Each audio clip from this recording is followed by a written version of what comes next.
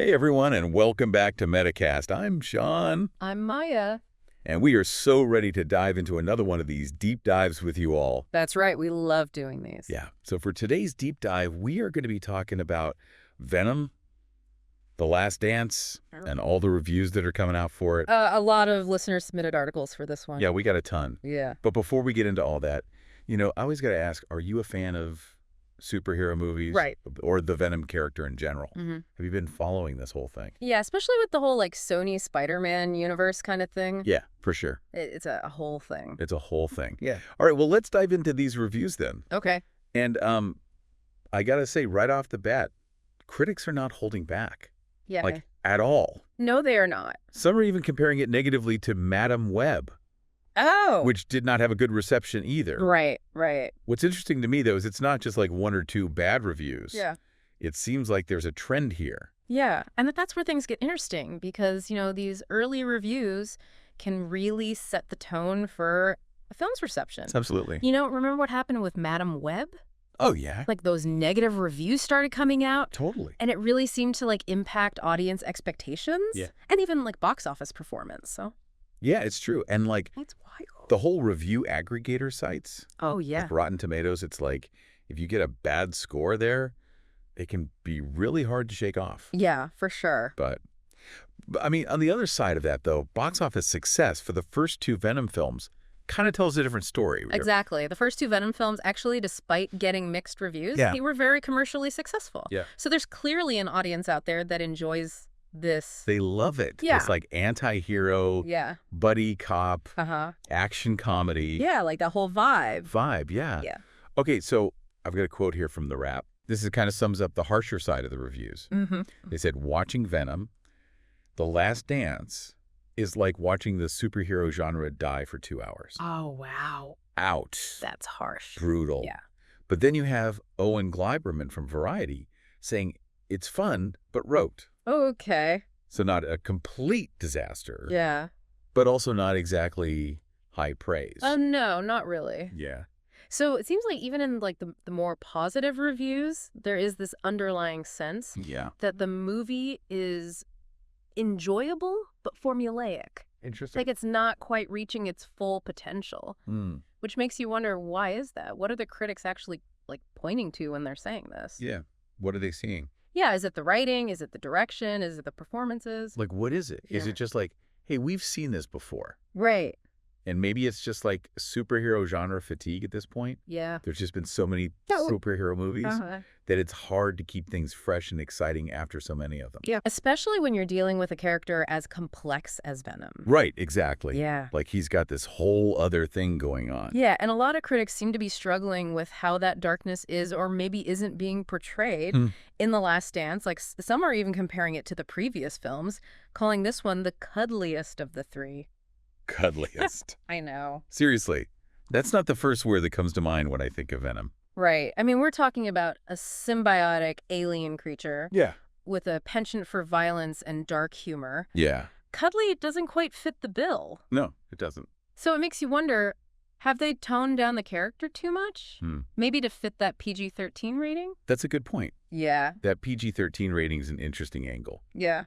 Do you think that's holding the film back from really exploring the depths of Venom's character? I mean, it's definitely a factor to consider, right? A PG-13 rating really limits what you can show in terms of violence and, dark themes. Yeah. Which are kind of Venom's bread and butter, So it's like trying to fit a square peg in a round hole. Yeah. You can force it, but it might not be the best fit. Interesting. Okay. Yeah. So maybe that's what some of these critics are picking up on, the sense that the movie is pulling its punches and not fully committing to the darker aspects. Exactly. They want to see Venom unleashed, but they're getting a more restrained, family-friendly version. Right.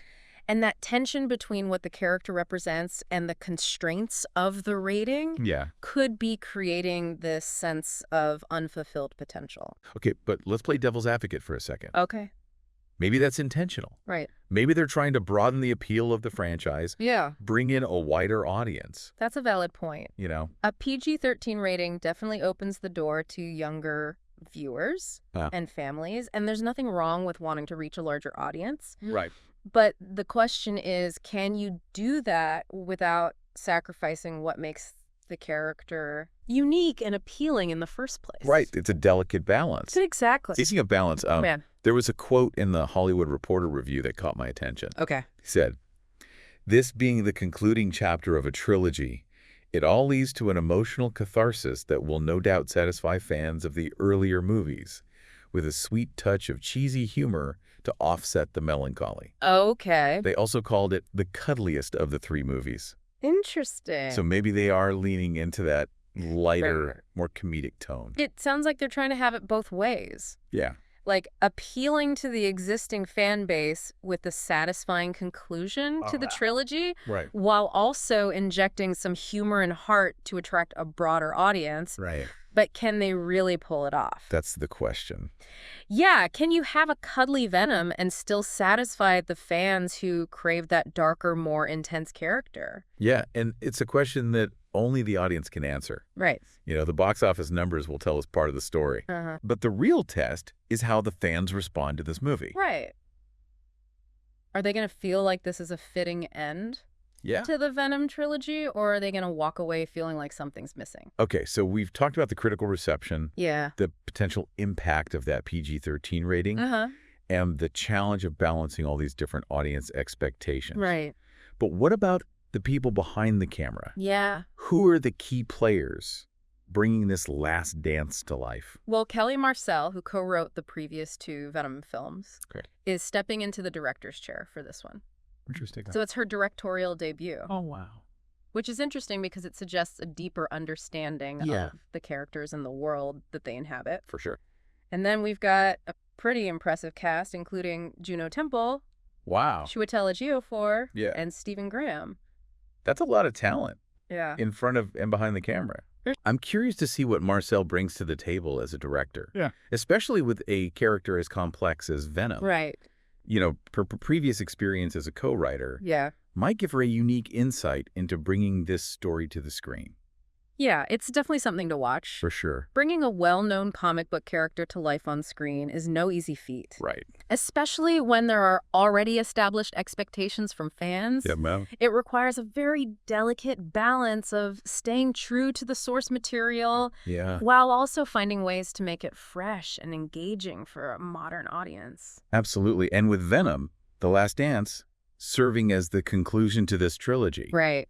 There's that added layer of pressure to deliver a satisfying ending that ties up all the loose ends and leaves fans feeling like the journey was worth it. Yeah, absolutely. And it's not just about ending this particular story. Right. It's about leaving the door open for future possibilities within the Spider-Man universe. Of course. Like Sony has been building this world for a while now, and the decisions that they make with The Last Dance could have ripple effects for years to come. It really does feel like The Last Dance is at a crossroads. It is, and it's fascinating. We're seeing this clash of expectations that studio wants to broaden the appeal. The fans are craving, a certain level of darkness, and then the critics are grappling with whether the film delivers on its potential. Yeah. It's like this movie is a microcosm of this larger conversation happening around superhero films in general. Like, are we moving towards a lighter, more family-friendly approach to these films? Yeah. Or is there still an appetite, a hunger for that dark and gritty stuff? And where does Venom fit into all of this? Yeah, right? Like, he's not your typical hero. No, he's not. He's got that dark anti-hero vibe that's always made him kind of an outlier. Exactly. In the superhero world. And that's part of his appeal. He's a complex character with a lot of layers. And that complexity is what draws people to him, but it also makes it harder to adapt him for the big screen. Totally. Especially when you're trying to balance those darker elements with the demands of a wider audience. Right. And it feels like Venom, The Last Dance, is going to be a real test for Sony. Yeah. And their vision for this whole Spider-Man universe. Like, if they can pull this off, if they can make a Venom movie that satisfies both the hardcore fans and the casual viewers, it could really open up some possibilities. Totally. And it could also set a precedent for how other studios approach their comic book adaptations. That's true. If Venom, The Last Dance, proves that you can have a successful superhero movie that's both commercially viable and true to the source material.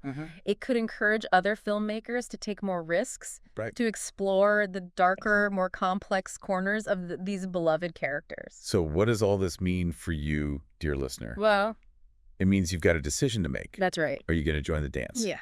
Venom, The Last Dance, is hitting theaters for previews on Thursday. Right.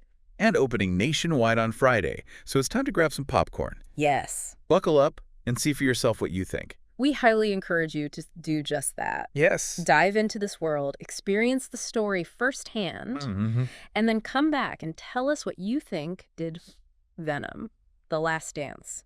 Hit the right notes for you. Yeah. Did it meet your expectations? We want to hear your take. And hey, if you're feeling extra inspired, send us your own sources for a future deep dive. We're always looking for fascinating topics to explore. Absolutely. You can reach us on our website, social media, carrier pigeon, whatever works for you. Yeah. Until then, happy viewing.